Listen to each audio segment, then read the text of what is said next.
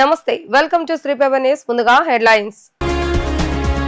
ముఖ్యమంత్రి నారా చంద్రబాబు నాయుడు అధ్యక్షతన భేటీ అయిన ఏపీ కేబినెట్. పలు కీలక అంశాలపై చర్చ.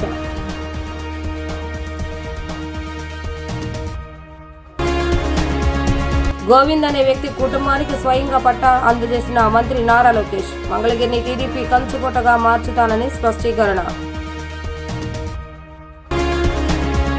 యానిమల్ హెల్త్ కేర్ ప్రారంభోత్సవ కార్యక్రమంలో పాల్గొన్న ఎమ్మెల్యే యార్లగడ్డ వెంకట్రావు. ఆక్వా రంగంలో యువతకు మెరుగైన ఉపాధి అవకాశాలు వస్తాయని వ్యాఖ్య.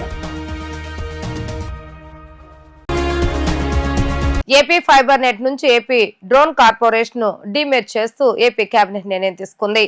ఈ నిర్ణయంతో ఏపీడీసీను ఏపీఎస్ఎఫ్ నుంచి సపరేట్ చేసి స్వతంత్ర సంస్థగా ఏర్పాటు చేయనున్నారు. రాష్ట్రంలో డ్రోన్ సంబంధిత అంశాలన్నిటికీ నోడల్ ఏజెన్సీగా ఏపీడీసీ వ్యవహరించనుంది. వెలగపూడిలోని సీఎం క్యాంపు కార్యాలయంలో చంద్రబాబు నాయుడు అధ్యక్షతన కేబినెట్ భేటీ జరిగింది. ఈ భేటీలో మొత్తం 23 అంశాలపై మంత్రులు చర్చించారు. ప్రధానంగా రాజధాని అమరావతి నిర్మాణం, అమరావతితో పాటు పలు కీలక అంశాలపైన ఈ మీటింగ్ లో చర్చించారు. రాజధాని నిర్మాణంలో సింగపూర్ భాగస్వామ్యం, అమరావతి పునర్నిర్మాణ పనులపై చర్చ జరిగింది. లోకేష్ గెలిస్తే మంగళగిరిలో ఉన్న ఇల్లు పీకేస్తారంటూ చేసిన అసత్య ప్రచారం నోళ్లు 10 నెలల్లో మూయించామని మంత్రి నారా లోకేష్ తెలిపారు.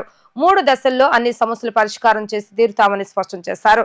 స్వచ్ఛ మంగళగిరి పేరిట స్వచ్ఛతలో మంగళగిరి దేశంలో మొదటి స్థానంలో ఉండేలా కృషి చేస్తామని అన్నారు. రాష్ట్రంలో జేసీబీ పాలన పోయి పేదలకు పట్టాలిచ్చే ప్రభుత్వం వచ్చిందని మంత్రి నారా లోకేష్ అన్నారు. మంగళగిరి నియోజకవర్గం ఉండవల్లిలో మన ఇల్లు మన లోకేష్ కార్యక్రమాన్ని నిర్వహించడం జరిగింది. ఇందులో భాగంగా రాజమండ్రి గోవింద్, సీతామహాలక్ష్మి దంపతులకు ఉండవల్లిలో తొలి శాశ్వత ఇంటి పట్టాను మంత్రి అందజేశారు. ఈ సందర్భంగా ఆయన మాట్లాడుతూ కూటమి ప్రభుత్వం ఏర్పడిన 10 నెలల్లోనే మంగళగిరిలో తొలి పట్టాకు శ్రీకారం చుట్టామన్నారు. లోకేష్ గెలిస్తే మంగళగిరిలో ఉన్న ఇల్లు పేగేస్తారంటూ చేసిన అసత్య ప్రచారం నోర్లు 10 నెలల్లో మూయించామని తెలిపారు. 3 దశల్లో అన్ని సమస్యల పరిష్కారం చేసి తీరుతామని స్పష్టం చేశారు. రాష్ట్ర వ్యాప్తంగా అమలు చేసే కీలక హామీ మంగళగిరి నుంచే ప్రారంభిస్తున్నందుకు సంతోషంగా ఉందన్నారు. తొలి దశలో 3000 మందికి మంగళగిరిలోనే ఇళ్ల పట్టాలు బట్టలు పెట్టి మరీ అందజేస్తున్నామని అన్నారు. అధికారంలో లేనప్పుడే సొంత ఖర్చులతో 26 సంక్షేమ పథకాలు అందజేస్తామన్నారు. స్వచ్ఛ మంగళగిరి పేట స్వచ్ఛతలో మంగళగిరి దేశంలో మొదటి స్థానంలో ఉండేలా కృషి చేస్తున్నామన్నారు. ఇటీవల మంత్రివర్గంలో ఆమోదం పొందిన 100 పడకల హాస్పిటల్కి త్వరలో శంకుస్థాపన చేస్తామని అన్నారు. కేంద్ర రాష్ట్ర ప్రభుత్వాల సహాయంతో 50కి పైగా పథకాలు మంగళగిరిలో అమలయ్యేలా చర్యలు చేపట్టామన్నారు. అన్ని రంగాల్లో మంగళగిరిని నెంబర్ 1 స్థానంలో నిలబెట్టేందుకే స్థానిక ఎమ్మెల్యేగా కృషి చేస్తున్నారని తెలిపారు. గతంలో జేసీబీ పాలన చూసాం. ఈ రోజు ఎన్డీఏ ప్రభుత్వంలో దశాబ్దాలుగా నివసిస్తున్న ఎక్కడైతే ప్రాంతంలో ప్రజలు ఉన్నారో వాళ్ళందరికీ ఇళ్లు పట్టాలు ఉచితంగా ఇవ్వాలనేది ఒక లక్ష్యంగా పెట్టుకుని ప్రభుత్వం ముందరికెళ్లింది. దాంట్లో భాగంగా ఆంధ్ర రాష్ట్రంలోనే ఎన్డీఏ ప్రభుత్వం ఏర్పడిన తర్వాత మొదటి పట్టా మంగళగిరిలో ఉండవల్లి గ్రామంలో ఇస్తాం జరిగింది. ఇది 2024 ఎన్నికల్లో నేను ప్రజలకు ఇచ్చిన హామీ. ప్రధానంగా మంగళగిరిలోకి వచ్చే గల వేలాది మంది దశాబ్దాలుగా ఒక ప్రాంతంలో నివసిస్తాం జరుగుతుంది. వాళ్ళందరూ కోరింది ఒకటే, మళ్ళీ మీరు వేరే ప్రాంతాల్లో మమ్మల్ని తరలిస్తే మళ్ళీ మేము అక్కడ ఇల్లు కట్టుకోవాలా, అంతేకాకుండా అక్కడికి వెళ్లాలన్నా రావాలన్నా ఇబ్బంది పడుతున్నాం, మేము ఎక్కడ నివసిస్తున్నాం అదే రెగ్యులరైజ్ చేయండి మాకు అని పదే వాళ్ళని కోరటం జరిగింది. నేను ఆనాడే చెప్పా, గౌరవంగా బట్టలు పెట్టి పట్టాలు ఇస్తానని హామీ ఇస్తాం జరిగింది. కూటమి ప్రభుత్వం ఏర్పడిన మొదటి 10 నెలల్లో మంగళగిరి నియోజకవర్గంలో సుమారుగా 3000 పట్టాలు మొదటి విడతలో అందజేస్తాం జరుగుతుంది. మీరందరూ ఒక్కసారి చూస్తే 2019 నుంచి నేను ఇక్కడ మంగళగిరిలో పోటీ చేశాను. 5300 ఓట్ల మెజారిటీతో ఓడిపోతాం జరిగింది. మొదటి రోజు బాధ కలిగింది, కానీ రెండో రోజు నుంచి నాకు కసి పెరిగింది. ఓడిపోయిన దగ్గరనే కష్టపడాలి, ప్రజల మనసు తిరిగి గెలుచుకోవాలి, ప్రజల కోసం అహర్నిశలు సేవ చేయాల లక్ష్యంతో నేను పనిచేస్తాం జరిగింది. 2019 నుంచి 24 వరకు సొంత నిధులు ఖర్చు పెట్టి దాదాపు 26 సంక్షేమ అభివృద్ధి కార్యక్రమాలు మంగళగిరి ప్రజల కోసం నేను చేస్తాం జరిగింది. ఒక పక్కన వాళ్ళ ఆరోగ్యం కానివ్వండి, ఆరోగ్యం కోసం ఎన్టీఆర్ సంజీవిని పేరుతో తాడిపల్లిలో క్లినిక్, మంగళగిరిలో క్లినిక్, దుగ్గిరాలకి ఒక మొబైల్ క్లినిక్ కూడా నేను ఏర్పాటు చేస్తాం. దాంట్లో ఉచితంగా మందులు ఇప్పుడు కూడా అందజేస్తున్నాం. ఊర్లో ఎవరైనా పెళ్లి జరిగితే వాళ్ళకి బట్టలు పెట్టే బాధ్యత మేము తీసుకున్నాం. ఇంతేకాకుండా గత ప్రభుత్వం తాగునీరు కనీసం వాటర్ ట్యాంకర్ ఇచ్చే పరిస్థితి లేకుండా పోయింది. వాటర్ ట్యాంకర్లు పెట్టి ఉచితంగా నీరు కూడా అందిస్తాం జరిగింది. వర్షాకాలం వస్తే కొన్ని ఏరియాలో గత ప్రభుత్వం కొంచెం డస్ట్ వేసేదానికి లేదంటే గ్రావెల్ పోసేదానికి కూడా ఇబ్బంది పడితే అది కూడా చేస్తాం జరిగింది. కోవిడ్ వచ్చినప్పుడు ఆక్సిజన్ అందజేస్తాం, టెలిమెడిసిన్ కానివ్వండి, ఇదంతా చేసుకుంటా వచ్చాం. ఇట్లా 26 సంక్షేమ అభివృద్ధి కార్యక్రమాలు చేస్తాం జరిగింది. అన్నట్టు స్పోర్ట్స్ పెద్ద ఎత్తున మంగళగిరి ప్రీమియర్ లీగ్ తో చేసడం జరిగింది. 3 రౌండ్లు చేశాం. ప్రతి గ్రామానికి ఒక కిట్ ఇచ్చి పిల్లల్లో పోటీ తత్వం పెంచి ఎక్కువ ఒక ప్రీమియర్ లీగ్ ఏర్పాటు చేయాలని చేశాం. అంతేకాకుండా ఒక ప్లే గ్రౌండ్ ఏర్పాటు చేసి ప్రాక్టీస్ గానీ ట్రైనింగ్ కూడా ఆనాడు ఏర్పాటు చేస్తాం జరిగింది. ఇట్లా 26 కార్యక్రమాలు గతంలో చేశాం. 2024 ఎన్నికల్లో మంగళగిరి ప్రజలందరూ నేను కోరింది ఒకటే, ఏ మెజారిటీ అయితే నేను ఓడిపోయానో దాని పక్కన ఒక 0 పెట్టి అదే మెజారిటీతో నేను గెలిపించాలని నేను కోరాను. వాళ్ళందరూ ఒకటే చెప్పాను, నాకు మీరు ఎంత ఎక్కువ మెజారిటీ ఇస్తే నాకు అంత బలం వస్తుంది, మీకోసం నేను పని చేయగలుగుతాను. అవసరమైతే అటు ముఖ్యమంత్రి గారితో ఇటు పవన్ అంతా కూడా నేను పోరాడి నిధులు తీసుకొచ్చి అభివృద్ధి చేస్తానని హామీ ఇస్తాం జరిగింది. ఎవరు ఊహించిన విధంగా ఆంధ్ర రాష్ట్ర చరిత్ర తిరిగి రాసింది మంగళగిరి నియోజకవర్గం. ఆక్వా రంగంలో అనుబంధ పరిశ్రమల అభివృద్ధితో యువతకు మెరుగైన ఉపాధి అవకాశాలు వస్తాయని ఎమ్మెల్యే యార్లగడ్డ వెంకట్రావు పేర్కొన్నారు. గన్నవరం నియోజకవర్గంలో పారిశ్రామికవేత్తలకు పూర్తి సహకారం అందజేస్తామని వెల్లడించారు. యువతకు ఉద్యోగ ఉపాధి అవకాశాల కల్పనే కూటమి ప్రభుత్వం ప్రధాన లక్ష్యమని ఎమ్మెల్యే పేర్కొన్నారు. గన్నవరం నియోజకవర్గంలోని తేంపల్లి గ్రామంలో సాయంత్రం బయోమేడ్ ఆక్వా కేర్ సంస్థ ఆధ్వర్యంలో నిర్మితమైన నూతన మ్యానుఫ్యాక్చరింగ్ ఫెసిలిటీ ప్రారంభోత్సవ కార్యక్రమం ఘనంగా నిర్వహించబడింది. ప్రభుత్వ విప్ గన్నవరం శాసనసభ్యులు యార్లగడ్డ వెంకట్రావు రిబ్బన్ కట్ చేసి ఈ యూనిట్ ను ప్రారంభించారు. ఈ కార్యక్రమానికి ఆంధ్రప్రదేశ్ శాసనసభ డిప్యూటీ స్పీకర్ ఉండి శాసనసభ్యులు రఘురామకృష్ణరాజు, ప్రభుత్వ విప్ మరియు ముమ్మిడివరం శాసనసభ్యులు డి సుబ్బరాజు, కైకలూరు శాసనసభ్యులు కామినేని శ్రీనివాసరావు, బాపట్ల శాసనసభ్యులు వి నరేంద్ర వర్మ ముఖ్య అతిథులకు హాజరయ్యారు. ఈ సందర్భంగా మాట్లాడిన ఎమ్మెల్యే యార్లగడ్డ వెంకట్రావు పరిశ్రమల అభివృద్ధి ద్వారా నిరుద్యోగ యువతకు ఉపాధి అవకాశాలు కల్పించడమే తమ ప్రభుత్వ సంకల్పమని అన్నారు. ఈ యూనిట్ ద్వారా ఆక్వా రంగ రైతులకు, డీలర్లకు మరియు పరిశ్రమకు అనుబంధ సేవలు అందించి వ్యవస్థను మరింత బలోపేతం చేయగలిగామన్నారు. సంస్థ ప్రతినిధులు ఈ యూనిట్ లో pan water quality treatment, growth promotions, probiotics, minerals తదితర ఉత్పత్తుల తయారీపై వివరించారు. ఈ సంస్థ ద్వారా ఆర్గానిక్ పద్ధతిలో ఫార్మింగ్ చేయడానికి అవసరమైన సాధనాలు రైతులకు అందుతాయని తెలిపారు. బయోమెడ్ ఆక్వా ప్రైవేట్ లిమిటెడ్ దినదినాభివృద్ధి చెంది ఆటోనగర్ దగ్గర ఉన్న కంపెనీ ఎక్స్టెన్షన్ ఇప్పుడు అక్కడ తీసేసి ఇక్కడ భారీ స్థాయిలో పెట్టినందుకు, అది నా నియోజకవర్గంలో పెట్టినందుకు ఆయన వెల్కమ్ చెప్తూ, ఆయన మామూలుగా ఓటు ఆడడానికి వెళ్ళినప్పుడు అన్ని కమ్యూనిటీలకు వెళ్ళినట్టు అడిగా. 2017లో రాజకీయాల్లోకి వచ్చినప్పుడు నేను ఈ నియోజకవర్గంలో 2,75,000 ఓటర్లలో నేను తొక్కన గడప కానీ నేను కలవన మనిషి కానీ లేడు అసలు. కానీ మొన్న ఎన్నికల్లో అంటే కుదరలేదు కానీ వాళ్ళు పాదయాత్ర చేయడం, వాళ్ళ ఇంటికి వెళ్ళే ఉంటాను డెఫినెట్గా ఓటు ఆడ కమ్యూనిటీకి వెళ్ళాను. ఒక ఈవినింగ్ 7:30 ఆ టైంలో వెళ్ళి మాట్లాడొచ్చాను. అప్పుడు పర్మిషన్ ఏదో లేదంటే మళ్ళీ మధ్యలో ఆపేసి వచ్చాను. నేను భోజనం చేయకుండా వచ్చా. ఈ రాజుగారు వీళ్ళందరూ భోజనాలు పెట్టుకుంటున్నారు ఆ రోజు. తర్వాత నేను ఎప్పుడు ఆయన కలవాల రఘురామకృష్ణరాజు గారు చెప్పింది 100% నిజం. ఆయన యూజర్ ఫ్రెండ్లీ, ఇన్వెస్టర్ ఫ్రెండ్లీ. నేను గన్నవరానికి గత వైభవం తీసుకొస్తానని చెప్పా, పనికి మాల పనులు చేయని చెప్పా. నాకు అసలు ఏ ఇండస్ట్రీస్ తెలియదు, నేను ఎవరి దగ్గర చందాలు తీసుకోవాలి, నేను ఎవరిని అడగల, ఈయన కూడా అడగల. ఈయన మొన్న నాకు కాటెత్తకు వచ్చి తిరుపతి గారు చీఫ్ గెస్ట్కి వస్తున్నారని, మీరు కూడా అంటే డెఫినెట్గా వస్తారని. తిరుపతి గారు నాకు బాగా ఇష్టమైన వ్యక్తి అని చెప్పి నేను డెఫినెట్గా వస్తానని చెప్పాను. అంటే ఇండస్ట్రీస్కి ఎమ్మెల్యేకి ఉండాల్సింది ఇలాంటి రిలేషన్ తప్ప నువ్వేం పెడుతున్నావు నాకేం ఇస్తావు ఇలాంటి టైం కాదు. కాకపోతే నేను గౌరవం మాత్రం కోరుకుంటాను. నాకు ఇవ్వ లేదు కానీ నా ఇవ్వ హట్ చేస్తే మాత్రం ప్రాబ్లం నాతో. 424 కంపెనీలకి చంద్రబాబు నాయుడు గారితో మాట్లాడి 16 రాష్ట్రాలకి మళ్ళీ పాత రేటుకే వాళ్ళకి భూమి ఇచ్చి ముఖ్యమంత్రి గారికి చెప్పారు, సార్ మీరు ఇచ్చినప్పుడు కూడా కట్టినప్పుడు రియల్టర్లు ఉన్నారు కొంతమంది ఇండస్ట్రీస్లో, అంటే మీరు రియల్ ఎస్టేట్ వాళ్ళు కాదు, మీరు అక్కడ ఇండస్ట్రీ మీకు నచ్చపోవచ్చు కానీ చెప్పారు. మళ్ళీ వీళ్ళు కూడా పెట్టకపోతే మళ్ళీ ఇదే స్టోరీ సార్. మళ్ళీ లాస్ట్ టైం గవర్నమెంట్ మరి నాకు 89 లక్షలు పెంచి అందరూ పారిపోయిన పరిస్థితి సార్. 2 సంవత్సరాలు కట్టకపోతే ల్యాండ్ వెనక్కి తీసుకుని ఇది పెడితే పోతుంది సార్ అంటే, సరే ఆలోచిస్తున్న యువరాజు గారు నేను అభిషేక్ గారిని కలవబట్టి నేను కలిసే సెక్రటరీలో.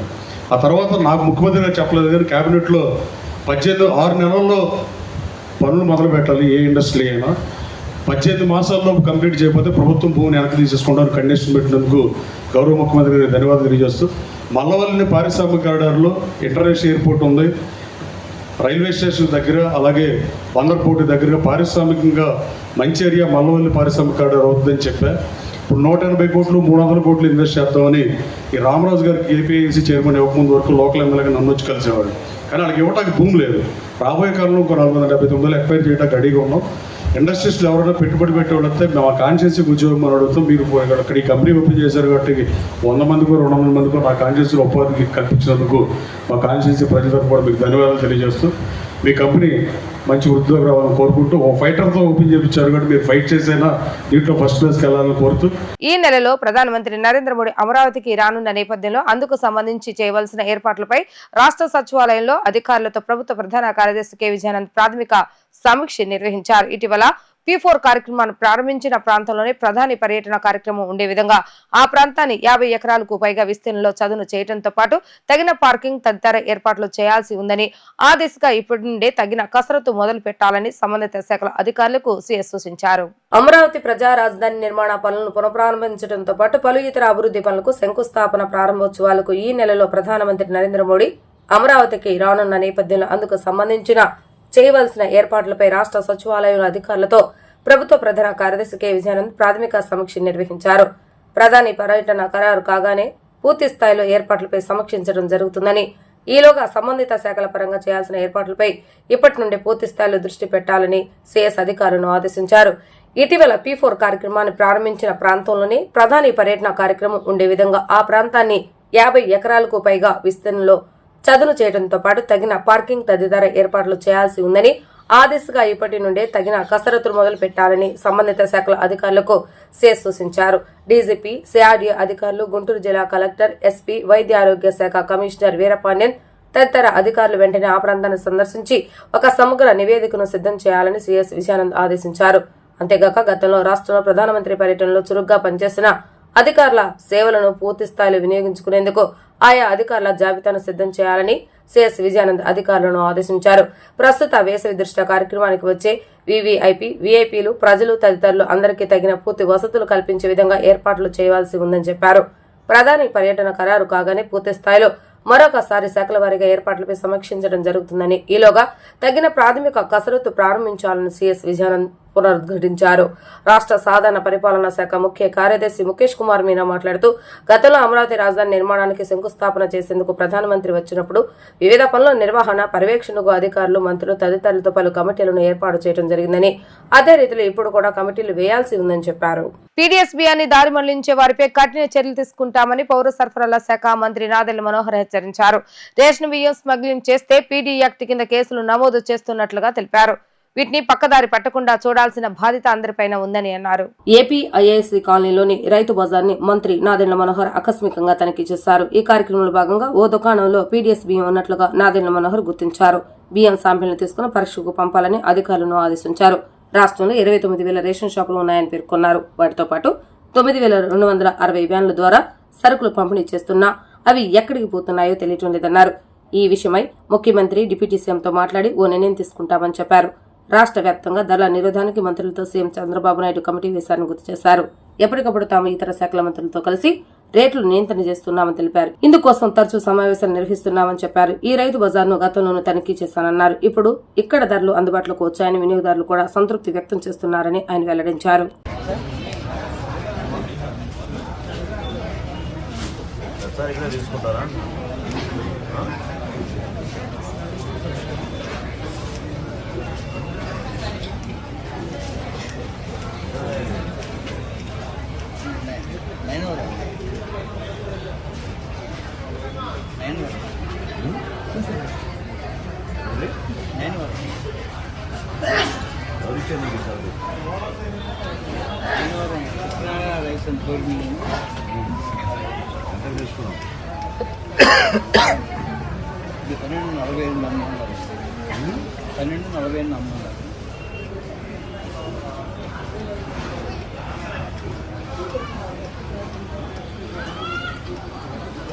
కేజీ 40.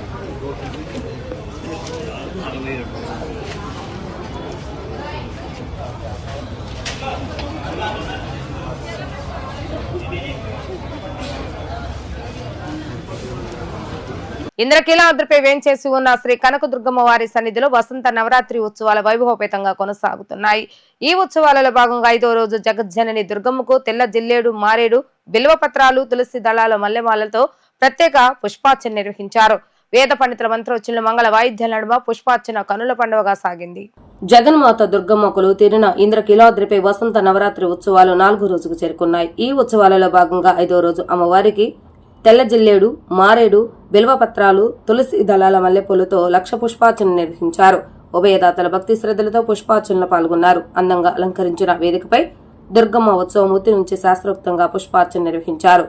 మంగళ వాయిద్యాలు, వేద పండితుల మంత్రోచ్చరణ నడుమ పుష్పార్చన నేత్రపర్వంగా సాగింది. ఈ ఉత్సవాలలో రోజుకో రకం పుష్పాలతో అమ్మవారిని అర్చిస్తున్నామన్నారు. ప్రకృతి స్వరూపిణి అయిన జగన్మాత దుర్గమ్మకు వసంత మాసంలో రోజుకో రకం పూలతో పుష్పార్చన నిర్వహించిన వారికి సకల మనోభిష్టాలు నెరవేరుతాయని వివరించారు.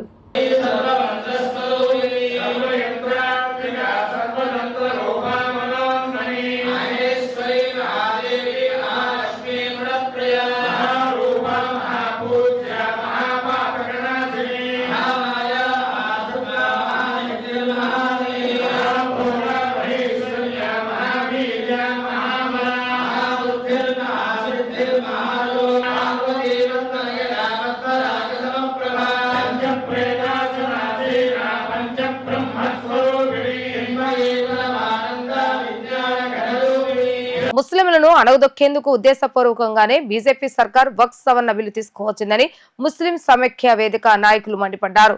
వక్ఫ్ భూములను ఆదాని అంబానీలకు కట్టబెట్టేందుకు చూస్తున్నారని ఆరోపించారు. సెక్యులర్ వాదులం అని చెప్పుకునే టీడీపీ జనసేన ముస్లింలను వెన్నుపోటు పొడిచారని, ముస్లింల పట్ల చంద్రబాబు నాయుడుకు ప్రేమ ఉంటే రాజ్యసభలో ఈ బిల్లును వ్యతిరేకించాలని కోరారు. ముస్లిం సమైక్య వేదిక ఆధ్వర్యంలో గాంధీనగర్ ప్రెస్ క్లబ్ లో విలేకరుల సమావేశాన్ని ఏర్పాటు చేశారు. సమావేశంలో నాయకులు మాట్లాడుతూ ముస్లింలను అణగదొక్కేందుకే ఉద్దేశపూర్వకంగానే బీజేపీ సర్కార్ వక్ఫ్ బోర్డు సవరణ బిల్లు తీసుకొచ్చిందని మండిపడ్డారు. గతంలో నల్ల చట్టాలను తీసుకొచ్చి ముస్లింలను ఇబ్బందులు పెట్టారని, ఎన్ఆర్సీ బిల్లును కూడా గతంలో తీసుకొస్తే ముస్లిం మహిళా సమాజం సంఘటితంగా పోరాడిందని చెప్పారు. వక్ఫ్ భూములను ఆదాని అంబానీలకు కట్టబెట్టేందుకు చూస్తున్నారని ఆరోపించారు. వక్ఫ్ ఆస్తులు ఎవరి సొమ్ము కాదని, పేదల ముస్లిం కోసం తమ పూర్వీకులు ఇచ్చారని చెప్పారు. బీజేపీకి ముస్లింలపై ప్రేమ ఉంటే ఆక్రమణకు గురైన వక్ఫ్ భూములను విడిపించాలని డిమాండ్ చేశారు. ముస్లింల హక్కులను కాలరాసే విధంగా వక్ఫ్ సవరణ బిల్లు తెచ్చారని వ్యాఖ్యానించారు. సెక్యులర్ వాదులం అని చెప్పుకునే టీడీపీ జనసేన ముస్లింలను వెనుపోటు పొడిచారని చెప్పారు. చంద్రబాబు నాయుడు ఈ బిల్లును రాజ్యసభలో వ్యతిరేకించాలని కోరారు.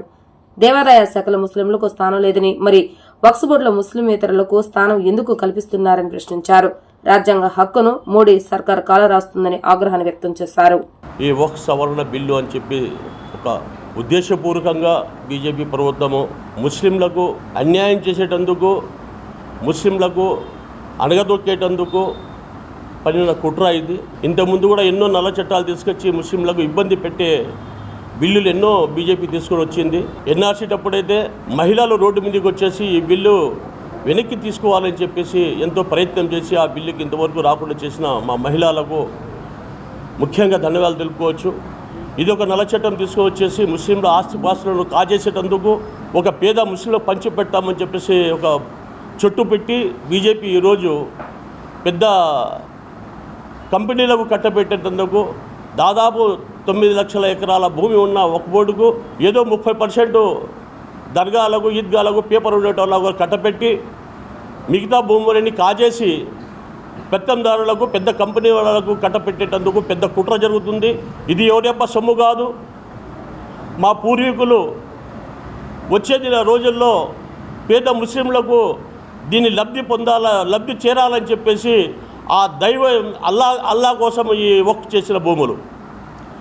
ఈరోజు మీరు నిజంగానే ముస్లింల ప్రేమ అభిమానం ఉంటే ఆ కబ్జా చేసిన వారి తీసుకొని పేద ముస్లింలకు పంచిపెట్టాలా, కానీ మీరు ఉద్దేశపూర్వకంగా ఇంకా ముస్లింలను అణగదొక్కేసి, ఇంకా ముస్లింలను ఇంకా పేదవారిని చేసి, వాళ్ళని విడగొట్టి, వాళ్ళని దేశద్రోహులుగా చిత్కరించి ఈ దేశంలో ముస్లింలకు చాలా అన్యాయం చేస్తున్న ఈ బీజేపీకి మేము ప్రశ్నిస్తున్నాం. మీరు ఇది మేలు చేసేదని కాదు, ఇది అన్యాయం చేసేటందుకు, ఇది ముస్లింలకు కాల రాసేటందుకు, ముస్లింలకు చెడగొట్టేటందుకు మీరు చేసిన కుట్రపూరిక ఈ బిల్లు తీసుకొచ్చి సవరణ బిల్లును తీసుకొచ్చారు. అలాగే ఈ బిల్లును పాస్ కావాలంటే సెక్యులర్ వాదులు అని చెప్పేసి 4 పార్టీలు, ఒకటి టీడీపీ, ఒకటి జనసేన, ఒకటి నితీష్ కుమార్ గారు, మీరు గిదా ఈ బిల్లుకు సపోర్ట్ చేయకపోయిందంటే ఈ బిల్లు పాస్ అయ్యేదే కాదు. మీరు సెక్యులర్ వాదులము, మేము ముస్లింలు ఎంట ఉన్నాము, అందరికీ సమన్వయం చేస్తామని చెప్పేసి ముస్లింల ఓట్లు దండుకొని ఈరోజు ప్రభుత్వంలో వచ్చేసి ఎన్నుపోటు పొడిచి ముస్లింలకు అన్యాయం చేస్తున్నారు. వచ్చే రోజుల్లో ఈ మైనార్టీలు, ముస్లింలు అందరు ఏకమై మీరు ముందు ఎక్కడ ఉన్నారో అక్కడికి పంపించడానికి సిద్ధంగా ఉన్నారు. ఇప్పటికైనా చంద్రబాబు నాయుడు గారు మేము కోరుకున్నది ఏమంటే, ఇంకా ఈ బిల్లుకు రాజ్యసభలో పెట్టాల్సి ఉంది. అక్కడికనే కూడా మీరు నలుగురు కలిసి పాస్వాన్ కూడా మీరు నలుగురు కలిసి అక్కడ వ్యతిరేకించాలని చెప్పేసి ముస్లింలు యావత్తు దేశ ముస్లింలు కోరుకుంటున్నారు. మీరు దీనికి వ్యతిరేకించి ఈ బిల్లు పాస్ కాకుండా చేస్తే యావత్తు దేశ ప్రజలు 40 కోట్ల ముస్లిం ప్రజలు మీ వెంట ఉంటారు. మీరు న్యాయం చేసిన వాళ్ళని అనిపించుకుంటారు. మీరు చరిత్రలో నిలిచిపోతారు, లేదంటే చరిత్రహీనులుగా మిగులుతారని చెప్పేసి కూడా మేము మీడియా ముఖంగా తెలుపుకుంటున్నాము. అసెంబ్లీలో కూటమి ప్రభుత్వానికి 164 మంది ఎమ్మెల్యేలు ఉన్నారని, ఏ సమస్య అయినా మెజార్టీ సభ్యులతో ప్రభుత్వం ఆమోదం చేసే అవకాశం ఉన్న ఆఫీస్ గా ప్రభుత్వం ఆలోచన చేయటం లేదని సిఐటి రాష్ట్ర ప్రధాన కార్యదర్శి కె ఉమామహేశ్వరరావు అన్నారు. ముఖ్యమంత్రి నారా చంద్రబాబు నాయుడు కొత్తగా P4 విధానాన్ని తీసుకుని వస్తున్నారని, పెట్టుబడిదారులు గ్రామాలను దత్తత తీసుకుని వారికి పేదరికం లేకుండా చేయాలని చెప్తున్నారని అన్నారు. మున్సిపాలిటీలో పనిచేస్తున్న ఇంజనీరింగ్, పారిశుద్ధ కార్మికుల సమస్యలు పరిష్కరించాలని, ఆప్కాస్, డ్వాక్రా సంఘాల వారిని తీసివేసి ప్రైవేట్ వారికి అప్పజెప్పాలన్న ప్రభుత్వ నిర్ణయాన్ని వ్యతిరేకిస్తూ సిఐటి అనుబంధ municipal corporation workers and employees union ఆధ్వర్యంలో మున్సిపల్ కార్మికులు ధర్నా చౌక్ లో ధర్నా చేశారు. యూనియన్ నగర అధ్యక్షుడు జ్యోతి బస్ ఆధ్వర్యంలో జరిగిన ఈ ధర్నాలో యూనియన్ రాష్ట్ర ప్రధాన కార్యదర్శి కె ఉమామహేశ్వరరావు పాల్గొని ప్రసంగించారు. సిఐటి రాష్ట్ర కమిటీ ఇచ్చిన పిలుపులో భాగంగా ఈ రోజు ధర్నా చౌక్ లో ధర్నా నిర్వహిస్తున్నామని, కార్యాచరణలో భాగంగా ఈ నెల 10వ తారీఖున సంతకాలు సేకరణ చేసి వినతి పత్రాలు రాష్ట్ర మున్సిపల్ శాఖ మంత్రికి అందజేస్తామన్నారు. అసెంబ్లీలో కూటమి ప్రభుత్వానికి 164 మంది ఎమ్మెల్యేలు ఉన్నారని, ఏ సమస్య అయినా మెజార్టీ సభ్యులతో ప్రభుత్వం ఆమోదం చేసే అవకాశం ఉన్న ఆఫీస్ గా ప్రభుత్వం ఆలోచన చేయడం లేదన్నారు. ముఖ్యమంత్రి నారా చంద్రబాబు నాయుడు కొత్తగా P4 విధానాన్ని తీసుకుని వస్తున్నారని, పెట్టుబడిదారులు గ్రామాలను దత్తత తీసుకుని వారికి పేదరికం లేకుండా చేయాలని చెప్తున్నారని అన్నారు. బాబా సాహెబ్ అంబేద్కర్ గ్రామాల్లో ఉన్న నిరుపయోగంగా ఉన్న భూములు గ్రామాల్లో ఉన్న పేదవాడికి పంచితే పేదరికం పోతుందని అన్నారు. పట్టణాల్లో ఉన్న ప్రతి కార్మికుడు గౌరవంగా బతకాలి అంటే అతనికి జీతం, PF, 3 సెంట్ల భూమి, వైద్యం, విద్య, వసతి ప్రభుత్వం కల్పించాలని డిమాండ్ చేశారు. మున్సిపల్ కార్మికుల సమస్యల పరిష్కారంలో ప్రభుత్వం అలసత్వం వహిస్తే సహించేదే లేదన్నారు. ప్రభుత్వం ఆప్కాస్ సంస్థను ప్రైవేట్ సంస్థలకు అప్పగించకూడదని, ప్రభుత్వం ప్రైవేట్ సంస్థలకు అప్పజెప్పితే ఆప్కాస్ లో ఉన్న వాళ్ళని గవర్నమెంట్ ఉద్యోగస్తులుగా గుర్తించాలన్నారు. ఇంజనీరింగ్ కార్మికుల జీతాలు తక్షణమే పెంచాలని డిమాండ్ చేశారు. గత ప్రభుత్వం ఇచ్చిన సమ్మెకాలపు ఒప్పందాల జీవోలను వెంటనే అమలు జరపాలని అన్నారు. లేని పక్షంలో మున్సిపల్ కార్మికుల యూనియన్ గా రాష్ట్ర వ్యాప్తంగా ఆందోళన తీవ్రతరం చేస్తామని హెచ్చరించారు. రాష్ట్రంలో తెలుగుదేశం కూటమి ప్రభుత్వం అధికారంలోకి వచ్చాక మా సమస్యలు పరిష్కారం అవుతాయని, ఆప్కాస్ కంటే మెరుగైనటువంటి పద్ధతిలో మా ఉద్యోగాలన్నీ పర్మనెంట్ చేస్తారని చెప్పి కార్మికులందరూ ఆశించారు. కానీ రాష్ట్ర ప్రభుత్వం కార్మికుల ఆశల్ని వమ్ము చేసింది. ఇంజనీరింగ్ కార్మికులు జీవో నంబర్ 36 ప్రకారం జీతాలు వస్తాయని ఆశించారు. మన మున్సిపల్ రంగంలోనే 3,000 నుంచి 12,000 రూపాయలు పొందుతున్నటువంటి వాళ్ళు ఉన్నారు. ఇప్పటికీ వేలాది మంది కోవిడ్ కార్మికులు, NMRలు, బదిలీ కార్మికులు, వీళ్ళందరూ కూడా కూటమి ప్రభుత్వం వచ్చింది, 164 సీట్లు వచ్చాయి, మాకు చట్టం చేసి మాకు కూడా 21,000 రూపాయలు జీతాలు ఇస్తారని ఆశించారు. కానీ ఏ ఒక్క సమస్య పరిష్కారం చేయపోగా ఈరోజు ఎంతో కొంత ఉపశమనంగా ఉన్నటువంటి ఆప్కాస్ వ్యవస్థను రద్దు చేసి ప్రైవేటు ఏజెన్సీలకి ఈరోజు దారాదత్తం చేయాలనుకున్నారు. మా జీవితాలని ప్రైవేట్ ఏజెన్సీలకి దారాదత్తం చేస్తే మా జీవితాలు బుగ్గిపాలవుతాయి. తిరిగి దళారీ వ్యవస్థ వస్తుంది, మా జీతాలకు గ్యారంటీ ఉండదు, PF డబ్బులు, ESI డబ్బులు అన్నీ కూడా కైంకర్యం చేసేస్తారు. కాబట్టి ఇటువంటి వ్యవస్థ వద్దు, కొనసాగిస్తే ఆప్కాస్ను కొనసాగించండి. ఆ ఆప్కాస్లో కూడా మాకు నష్టం చేసే అంశాలు ఉన్నాయి. మా ఉద్యోగాలు పర్మనెంట్ కానివ్వకుండా, అట్లాగే మాకు రిటైర్మెంట్ బెనిఫిట్స్ లేకుండా 60 ఏళ్ళకే రిటైర్మెంట్ చేస్తున్నారు. చచ్చిపోయిన వాళ్ళు, అనారోగ్యం పాలైన వాళ్ళు, రిటైర్మెంట్ చేసిన వాళ్ళు ఎవరైతున్నారో వాళ్ళ బిడ్డలకు ఉద్యోగాలు రావట్లేదు, గ్రాట్యుటీ ఇవ్వట్లేదు. కాబట్టి మేము ఆప్కాస్ కూడా వద్దు, ప్రైవేట్ ఏజెన్సీలు వద్దు, మా ఉద్యోగాలు పర్మనెంట్ చేయమని అడుగుతా ఉన్నాం. ఇది మా కార్మికుల న్యాయమైన డిమాండ్. మా కార్మికులు ఎవరు కూడా ఆప్కాస్ రద్దు చేయమనో ప్రైవేట్ ఏజెన్సీలు తెమ్మని అడగల. మేము అడుగుతుంది మొదటి నుంచి ఇప్పటిదాకా మేము చేసే శ్రమ సమాజంలో ఎవరు చేయలేనిది, అపాయకరమైంది, ప్రమాదకరమైంది. విషవాయువుల మధ్య మా ప్రాణాలు పణంగా పెట్టి పనిచేస్తున్నాం. కాబట్టి మా ఉద్యోగాలు పర్మనెంట్ చేయండి.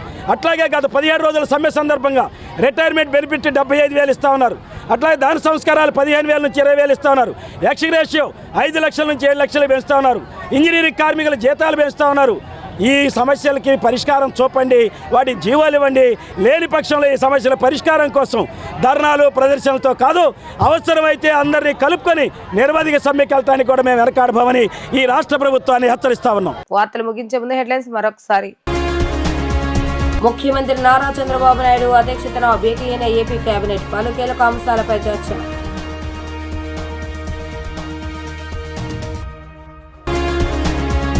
గోవింద్ అనే వ్యక్తి కుటుంబానికి స్వయంగా పట్టా అందజేసిన మంత్రి నారా లోకేష్, మంగళగిరిని టీడీపీ కంచుకోటగా మార్చుతానని స్పష్టీకరణ.